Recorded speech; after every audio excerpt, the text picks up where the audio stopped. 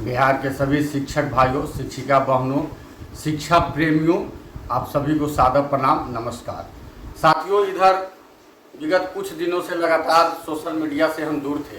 काफ़ी साथियों का फ़ोन भी आ रहा था कि क्या हो रहा है, नहीं हो रहा है, सर पता नहीं चल रहा है। ऐसा नहीं है कि हम काम से दूर थे, लगातार हम अपना काम कर रहे थे, लेकिन आजकल सोशल मीडिया पर कुछ हमारे ही साथियों द्वारा ऐसा न्यूज़ दिया जा रहा है, इनसे मिले, उनसे मिले, ये मुस्कुराए, वो घोषणा किए, वो हंसे, कि हमको सुप्रीम कोर्ट की जैसी याद आने लगी।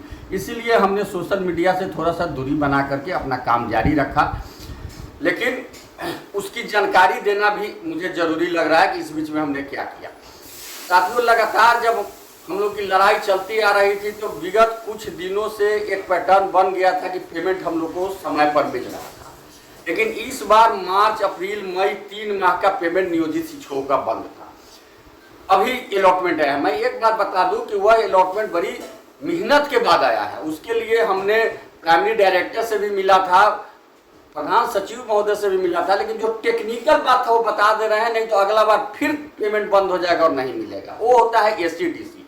बिहार सरकार जो अपना जीओबी मद में पैसा दी थी, उसका उपयोगिता उसका नहीं गया था। कारण है कि जीओबी से ही पेमेंट हुआ, जीओबी से ही समरसेबल हला, जीओबी से ही बेंच डेस्क खरीदाया और उसमें भारी घोटाला हुआ, जिसके कारण उसका उपयोगिता नहीं गया और उसका सीधा असर हम लोग के वेतन पर पड़ा, जो वेतन नहीं मिल सका समय पर। इसलिए आप लोग से आग्रह है कि अपने जिला में लगकर निश्चित रूप से जो पैसा आता है उसका उपयोगिता भिजवाया कीजिए। दूसरा, स्थानांतरण पॉलिसीज लगातार सरकार कह रही है कि हम लाने जा रहे हैं, दे रहे हैं। हम लोग भी इंतजार कर रहे हैं। मंत्री जी तो 17 तारीख को ही बोले थे, लेकिन अब 24 को बोल रहे हैं और पूरी उम्मीद है कि स्थानांतरण कम से कम 80% लोगों को जरूर उसका बेनिफिट होगा और वह स्थानांतरण ऐच्छिक स्थानांतरण होगा। जो जाना चाहेंगे, जो जहां जाना चाहेंगे वहीं होगा। तीसरा, एक बड़ा मुद्दा अभी है TET का। सुप्रीम कोर्ट का आदेश आया है कि TET सभी को देना होगा। मैं बता दूं साथियों, वो मामला अपने बिहार का नहीं है, वो मामला बाहर का है, लेकिन चूंकि सुप्रीम कोर्ट का डिसीजन है इसलिए सब पर लागू होगा। लेकिन यह बात क्लियर है कि जब बिहार सरकार कई बार खास करके जो प्रधानाध्यापक, प्रधान शिक्षक की बहाली निकाली थी, उसमें स्पष्ट दी है कि 2012 से पहले जो बहाल हैं और दक्षता पास है उनको TET नहीं देना है, उनको TET के समतुल्य माना गया है। अगर सरकार ये मानती है और सुप्रीम कोर्ट इसको मान लेती है तो जो भी शिक्षक दक्षता पास कर गए हैं उनको किसी भी तरह का TET देने की कोई आवश्यकता नहीं है।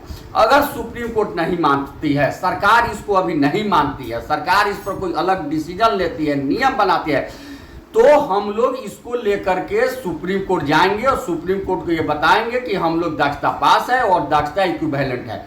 और कोई भी नियम जब लागू होता है उस डेट से लागू होता है। जैसे हम लोग जब ISC किए थे, इंजीनियरिंग के एग्जाम दे रहे थे, तो उस समय ISC पास को वैलिड था इंजीनियरिंग के लिए। अब हो गया ISC में 75% मार्क्स होगा, वह IIT में बैठेगा। तो ऐसा नहीं ना कि पहले के जो IITian है उनको 75% से कम मार्क्स है तो हटा दिया जाएगा, ऐसा नहीं होता है। इसलिए हम लोग जरूर, लेकिन आप लोग से हाथ जोड़ के आग्रह है कि जरूरत से ज्यादा अपने को कूदिए मत कि ये करना होगा, वो करना होगा, क्योंकि हम विगत कई सालों से 10-15 वर्षों से देख रहे हैं, या आप कह सकते हैं कि शुरू से ही, कि जितना परेशान हम लोग सरकार से होते हैं उतना से ज्यादा परेशान अपने ही कुछ साथी से हो जाते हैं। जरूरत से ज्यादा ज्ञान बांटने लगते हैं, इसलिए वैसा नहीं कीजिए। रही बात आंदोलन की, तो आज तक हम लोग जो भी लिए हैं लड़कर ही लिए हैं, लेकिन हम लोग कोई लड़ाकू भेड़ा नहीं है कि हमेशा लड़ते रहे। सरकार 100 दिन का टाइम ली थी, हम भी 100 दिन का टाइम दे रही है सरकार को कि आप पूरा लीजिए कीजिए, लेकिन हम लोग को सारी सुविधाएं दीजिए, वेतनमान दीजिए, और यदि नहीं देते हैं तो हमारा आंदोलन होगा। हम पहले सरकार के साथ मिल के काम करेंगे, सरकार नहीं मानेगी तब लड़ के भी काम करेंगे। और बहुत जल्द 15 दिनों के अंदर अब हम पुनः कमबैक हो रहे हैं और 15 दिनों के अंदर सारे बिहार के साथियों को, खास करके पुराने साथी जो लड़ते भिड़ते रहे हैं, जो इस मुकाम तक पहुंचाए हैं, और जो नए साथी आए हैं, सबों को मिला करके, चाहे वो नियोजित शिक्षक हो, नियमित शिक्षक हो, प्रधान शिक्षक हो, विशेष शिक्षक हो, विद्यालय अध्यापक हो, BPS हो, सबको मिला करके और एक बड़ी रणनीति बनाई जाएगी और रणनीति के तहत आगे कार्य किया जाएगा। 15 दिनों के अंदर हम लोग एक बड़ी रणनीति की घोषणा